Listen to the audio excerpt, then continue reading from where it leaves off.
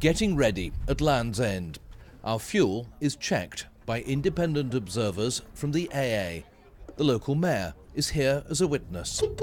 We're off, 841 miles to go. We have to sip as little petrol as possible. So, no air conditioning, windows closed, and definitely no radio. The idea is to stay in the highest gear at the lowest speed. The sweet spot, 40 miles an hour. This is our first big hill, Bob Minmore, and the pain as we go up the hill is almost physical. We've mapped every gradient. We have to climb the equivalent of 1.5 times Mount Everest.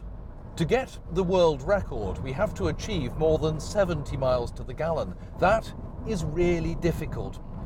This Honda's official MPG is 56, so we have to do more than 30% above what this car achieves under laboratory test conditions.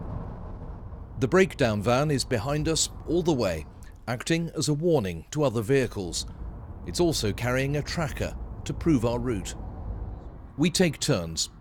We pass Birmingham, Manchester and Glasgow overnight to avoid traffic jams. It's 4:30 in the morning. Welcome to Scotland. We're travelling in summer, so the night is short. Driving south to north, the wind is behind us. Poor air quality is the largest environmental risk to public health in the UK, and nitrogen dioxide concentrations around roads are the biggest challenge. Most of that comes from diesels.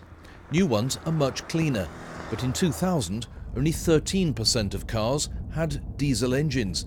Now, nearly half of all cars sold are diesel. It matters massively because there's a huge debate at the moment about public air quality. A normal driver should achieve 60 to 65 miles per gallon just by adopting simple, careful driving techniques. Past Inverness, the fuel tank finally reads empty. According to the car, we now have no petrol. There are 60 miles still to go, including some tough hills. Yet, the engine keeps running. The tension is painful. One mile. Come on! There are a few drops left in the bottom of the tank. Here it is. We're here!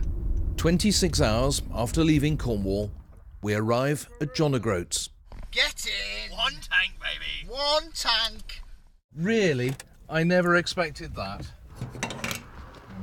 The AA men find out how much fuel we've used. 40.45 litres. Watched by local observers.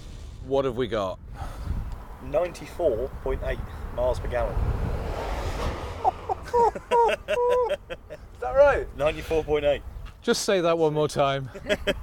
94.8 miles per gallon. I have a petrol car. A few hundred yards downhill is the famous signpost.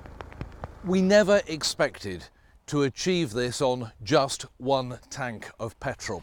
We send the data to Guinness World Records. If they accept it, we think we have set a new world record, and by a wide margin. It goes to show that a small, clean petrol engine can be just as economical as a more polluting diesel. Paul Clifton, BBC South Today, John O'Groats.